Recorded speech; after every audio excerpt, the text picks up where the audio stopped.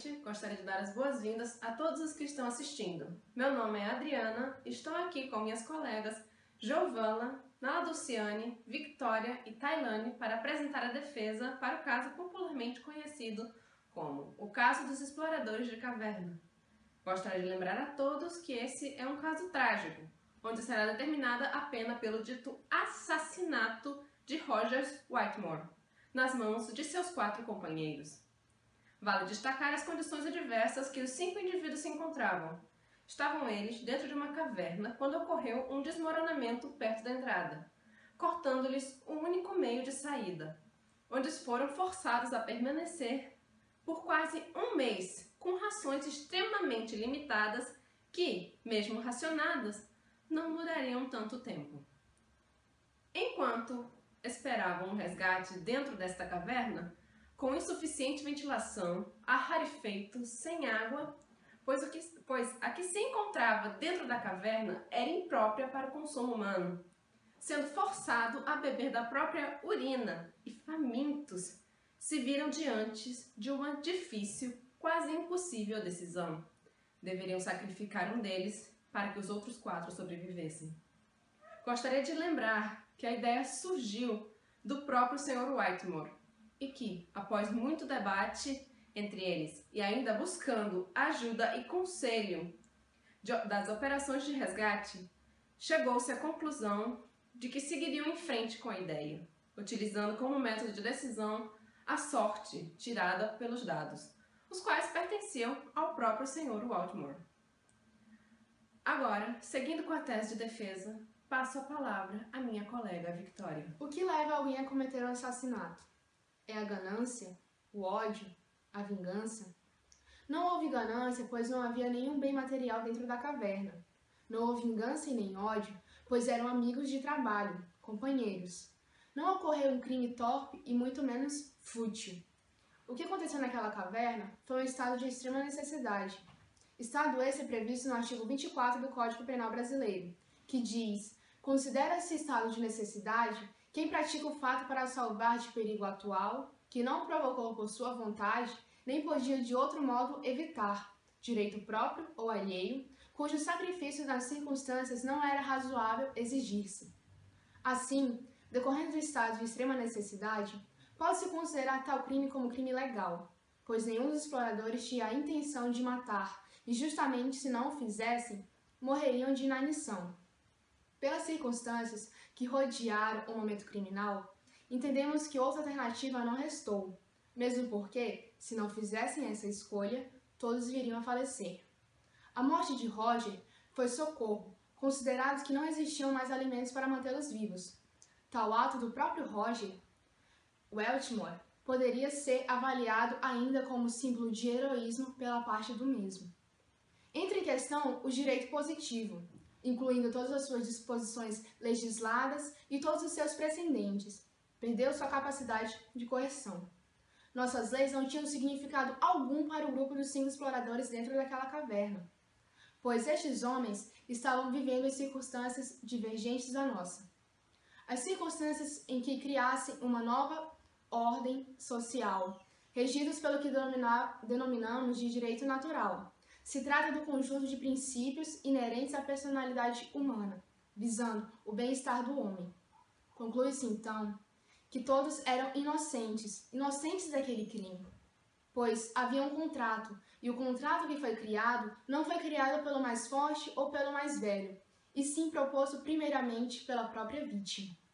Além dos fatores citados, deve-se levar em conta o senso de coletividade, onde todos decidiram colocar suas vidas à mercê do resultado dos dados, onde nesta situação apresentava-se a plena democracia, levando ainda em consideração a parte emocional gerada por fatores físicos e biológicos. Destaca-se o comportamento que manteve-se civilizado, não chegando à plena selvageria. Deixo o questionamento em relação à falta de provas também, senhoras e senhores. Foi realmente um homicídio? Os sobreviventes realmente deveriam ter sido condenados? Há uma grande diferença entre homicídio e sacrifício. A atitude tomada por esses senhores, agora injustamente transformados em réus, foi motivada não pelo desejo de matar um integrante da expedição, mas sim pelo instinto de sobrevivência presente em todas as espécies. Não é cabível esperar atitude diversa à tomada pelos exploradores de caverna em sacrificar uma vida para garantir a sobrevivência das outras, não extrapolando o limite do aceitável. Não houve maiores detalhes acerca dos meios pelos quais isto ocorreu, mas sim que isto foi um fator fundamental para que todos os 4 acusados não viessem a perecer, pois o corpo de Wetmore, mesmo desnutrido, os serviu de alimento. Não havia possibilidades materiais para o resgate antes da morte de todos por inanição. No 20º dia, houve contatos radiofônicos entre os exploradores e as autoridades que estavam do lado de fora da caverna. No decorrer desses contatos, foi questionado sobre o tempo de sobrevida dos exploradores, ainda que restava para o resgate. Wetmore, naquele momento o porta-voz do grupo, questionou ainda sobre a possibilidade de presença de um representante da lei, para garantir que não haveria repercussões legais relacionadas ao ato desesperado que estavam prestes a cometer. Conselho que lhes foi negado durante o questionamento pelo ato de omissão. Positivamente, este fato foi confirmado pelas autoridades do resgate. Os fatos demonstram que houve o homicídio de Roger Wetmore, um dos exploradores, no 23º dia de aprisionamento. Este ato foi intencional, porém doloso, não culposo, uma vez que, negada a ajuda jurídica de fora e diante da opinião médica, decidiram por meio de votação seguir com este plano. Poderia ser usada a tese ou o fato de que, por se tratar de exploradores de cavernas, os mesmos, visando possíveis desmoronamentos e acidentes, deveriam carregar com eles uma grande quantidade de alimento. Entretanto, isso tornaria a caminhada mais exaustiva e os mesmos jamais acreditavam que iriam ficar tanto tempo presos em uma caverna e que o resgate demoraria dias para libertá-los. A questão de que, durante o resgate, morreriam 10 funcionários para salvar apenas 5 vidas levanta várias indagações. Mas, olhando pelo lado profissional, os operários foram contratados para resgatar os exploradores e, observando a quantidade de mortos pelo desmoronamento, nota-se que as autoridades estavam bastante determinadas a retirar aqueles homens de tal prisão. Vale ressaltar que foi o próprio Roger Wetmore que iniciou com a ideia de lançarem os dados e decidir na sorte quem morreria. No entanto, a sorte desfavoreceu Wetmore e ele foi escolhido para o sacrifício, visto que os exploradores se encontravam naquele momento numa situação subhumana e todos nós, na hora do desespero, tomaríamos decisões e atitudes parecidas. Coloco-me diante dos senhores, apresentando as considerações finais desse caso, e gostaria de apresentar a exemplo a condenação de Jesus Cristo. Lembremos que não existia lei positivada no Império Romano que incriminasse Cristo. Então, o imperador, devido à tradição, recorreu a quem? À opinião pública, que soltou o outro prisioneiro, Barrabás, e condenou a Cristo. O dom gratuito da vida pertence a Deus e somente Ele pode decidir sobre ela. Estamos nós aqui querendo usurpar este poder do Senhor? Ou estamos nós querendo nos igualar aos criminosos comuns, tirando a vida de 4 pessoas que custou a vida de 11 vítimas? 10 operários soterrados que morreram no deslizamento e seu companheiro Wetmore.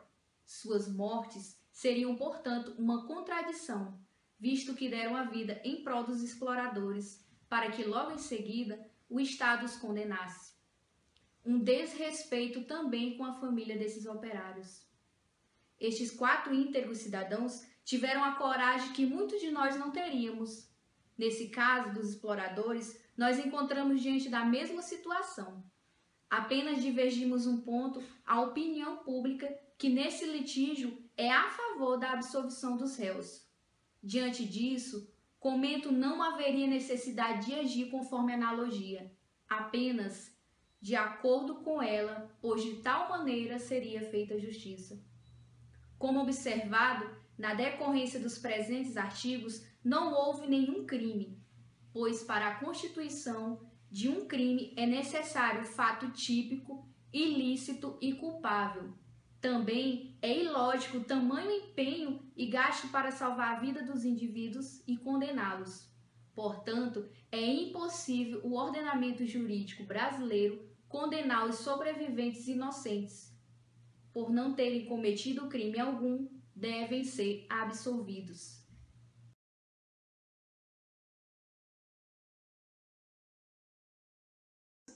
Os irmãos Warner. assiste Teletubbies não, né?